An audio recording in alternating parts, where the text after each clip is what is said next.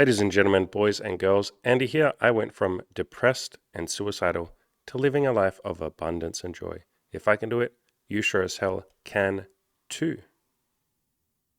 A lot of the time in my coaching program, and when people send me emails or ask me questions, people will ask me what the right answer is, or the right thing that they should do, or the correct way of going about a certain problem, or the correct way of living the life that they want to live. Almost as if there's a terrifying fear of making a mistake or getting something wrong. And recently in the coaching program, one of the guys opened up about one of his biggest fears, which was that he would get to the end of his life and he would have made mistakes, or it wouldn't be the life that he wanted to live, that he would have not chosen the correct answers. What if I'm wrong? Was his biggest fear. And I said to him, go a little further on this fear. Go a little deeper on it. What does being wrong even mean? And what would the opposite even mean? What would being right mean? What does you chose the right answer actually mean? Does it mean that you achieved your goal? Does it mean that somebody comes down from the heavens above, like God or, me or somebody that you respect? They come to you and they say, good job, Sonny. You chose the right answer. You did a good job. You picked correctly. Who tells you that you're right? God, your friends, someone else, me? Who comes to you and says, you lived your life correctly? Good job. Is it the government? Is it the people around you? And a lot of the time we have this, people will have this fear of picking the wrong answer, or they put this pressure on themselves that they have to know what to do.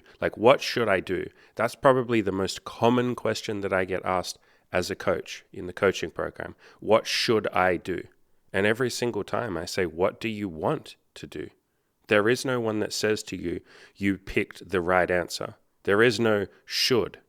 And yet people are often so desperate to find this supposed should of what I should do, what the correct answer supposedly is.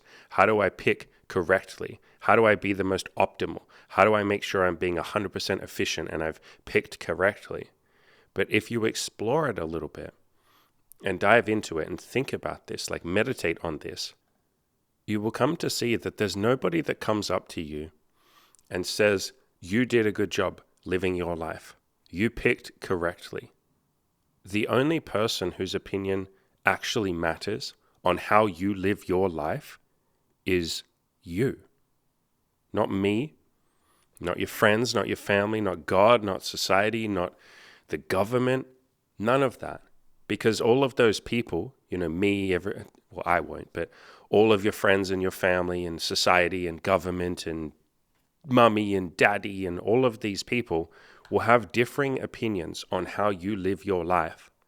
And so if you go down the path of what other people want, you will always be desperately trying to please other people, and you will always fail at that. What I mean by that is not everybody in the world is going to be happy with how you live your life, even if you try really hard to pick a life path that would please the most people. If you try and chase other people's dreams, eventually someone will come up to you and say, oh, you shouldn't have done that. That was stupid. Why'd you pick that life choice? Why are you doing it like this? Somebody out there will criticize you, no matter what you choose. And so the only way to actually be happy with the choices that you have made in your life is to do what you want and live a life that is true to yourself, not what other people want for you. There's a really good book called The Top 5 Regrets of the Dying, which was put together by a woman who worked as a palliative care nurse, as in a nurse who looks after people as they're dying. And in this book called The Top 5 Regrets of the Dying, she compiled the 5 most common regrets that people had when they were on their deathbed. And the most common one was, I wish I had lived a life more true to myself instead of the life that other people expected of me. Because again, at the end of the day, if you try and pick the right answer according to what other people think or want for you, if you try and please other people, if you go desperately searching for the correct way to live my life or the meaning of life or the one true path, somebody will be disappointed in you. And more to the point, you won't feel like you picked the life path that was most accurate to you. Even me saying that sounds like a lot of pressure, doesn't it? Oh shit, I have to live a life that's true to myself. Understand that there are a million, almost an infinite number of life paths that you could go down. There's a million meanings to life. There's a million passions. There's a million, missions that you could go on. There are a million different ways to solve every problem. There's a million different solutions to every problem. There isn't one true, correct way of living your life. And yet again, it is the number one most common question that I get. What should I do? What is the right thing to do? I get that question in a small way. Somebody says, hey, there's this girl that I'm on a date with. What should I say? What should I do? What is the correct way of getting her back to my apartment? And people will ask it in a big way. Hey, I'm a little lost in life and I don't know what I should do. What should I do? How the fuck could I possibly know what you should do? The only person who is even remotely qualified to answer that question is you. Because at the end of the day, you're the one that has to look yourself in the mirror at night or during the day. And you're the one that has to lay your head down on the pillow at night and be happy with the choices that you've made. Not me. I don't bear any responsibility for the decisions that you make in your life. Like, I'm not the one that deals with the consequences. I'm not the one that has to live your life or gets to live your life. And so those choices need to be made by you. I can help prompt you and maybe guide you in the direction of something that might work. I can throw out some ideas and you can try them and see how they feel. But in this community, in the Kill You're in a Loser project, I am always going to be the biggest advocate of you doing what you want to do. Because at the end of the day, you are ultimately the one who decides if you lived your life correctly, whatever the fuck correctly means for you. There is no universal correctly. Again, God doesn't come down from the heavens and pat you on the head and say, good job, kiddo. You did a really great job. You're so wise and smart and wow, you picked correctly. No, you're the person that decides whether or not you are happy with your life. And so choose the things that feel the most honest to you. That is why I advocate honesty. That is why I advocate integrity. Pick the decisions or the choices that feel the most true to you. And if you're not sure what feels the most true to you, then just try a few different things and see what feels good. See what feels like it lines up with the person you want to be. Or you can play a fun little exercise and sort of say to yourself, what would future me do in this situation? Like the person that I want to be 5 years from now, my ideal self, my fully self-actualized self, what would that person do? And then do that. In other words, fantasize or think about, put yourself in the mindset of the person that you want to become and then say, what choice would that person make? What do I think that person would do? And if you're still struggling to make a decision, if you still can't pick what solution, to a problem that you want to go with or what choices you want to make in life, if you're still struggling to make a decision, then just try something. Literally just sit there and say, what would be cool to try? And this is a question that I phrase to people or pose to people when they say to me, hey, I have no idea what goals I want, or I have no idea what my mission or my purpose is in life. I don't know what my calling is. I say, ask yourself the question, what would be something cool to try? Like, what would be cool to explore?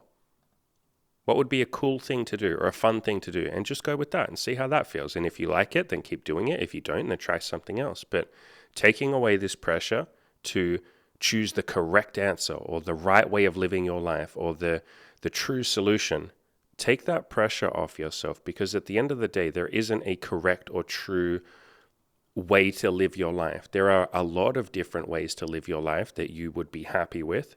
There are a lot of different ways to live your life that you might not be happy with. And the only way you're going to know that is by trying, and also by looking at other people who've done what you want to do and listening to their feedback and what they liked and what they didn't like. And then from that, you can make a decent guess of something that you might like.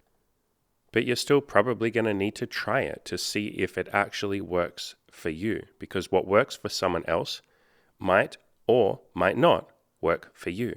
You're not really going to know that till you try it. And so again, the question that I always bring it back to when people say to me, what is the right answer? Or what should I do in this situation? I will say, What do you want to do?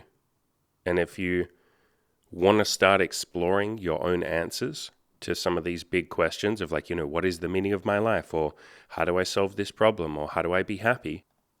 Go stand in the bathroom or anywhere that you have a mirror, look into your own eyes and say to yourself, what do I want to do? And the more you practice this, the easier it will be for an answer to just appear. But that answer is coming from deep inside you. That answer is what we might call honesty or integrity. And if this isn't something that you've practiced a lot, which I would say most people have not practiced, asking themselves on a deep level, what do I actually want? Or who do I want to be as a human being, as a vessel of consciousness in this world? What kind of impact do I want to have on the world? What kind of impact do I want to have on the people around me? Who do I want to be? Most people have not asked that fucking question. They're just doing everything that they're told. They're doing everything that society or their parents or their friends or people around them or the TV or the fucking government is telling them to do. But they're not actually asking themselves, who do I want to be? What impact do I want to have on the world and maybe the universe before I go out? As in before I end, before I flicker out like a beautiful candle at the end of its time. And so this might take a little bit of practice. It's okay if an answer doesn't come up immediately. It's okay if it takes you the next 10 years to really answer the deep question of who do I want to be. That's okay. Just ask yourself that question once a day, maybe a couple of times a day, on small decisions, on big decisions. At the end of the day, small decisions and big decisions are all the same fucking thing, aren't they? But you can start asking yourself and practicing, saying, what do I want? And if the answer comes up as, I don't know, as in, I don't know what I want, hey, I don't know is my favorite answer, because what a beautiful place to start from. If you don't know, then you can just try some things and see what you like and see what you don't like. I don't know is one of my favorite places to start with. So go out there, be a little more courageous, and dare to ask yourself the question, who do I want to be? What do I want? What impact do I want to have on the world? Who am I and who do I want to be? Rather than, what do other people expect of me? What is the right answer? What should I do? Let go of the need to have the right answer. Let go of the need to get that pat on the head from other people or God or the universe. Letting go of that need to have other people validate you and tell you that you did a good job. Let go of all of that and just start asking yourself, what do I want? Whatever your goals might be, whether that's money, relationships, sex and dating, fitness, health, friendships, whatever, we are here to help you make those beautiful goals come to life. Ed did it. Taylor did it. Harry did it. None of them are special. If you're listening to this, you know you're capable of more than you're currently giving. You already want something more than what everybody else around you seems to be content with. You want to achieve more, be more, give more to the world. You know it, and I know it. You're destined for something beautiful. Click the link to the coaching in the description below, and let us help you get there. Happiness starts today.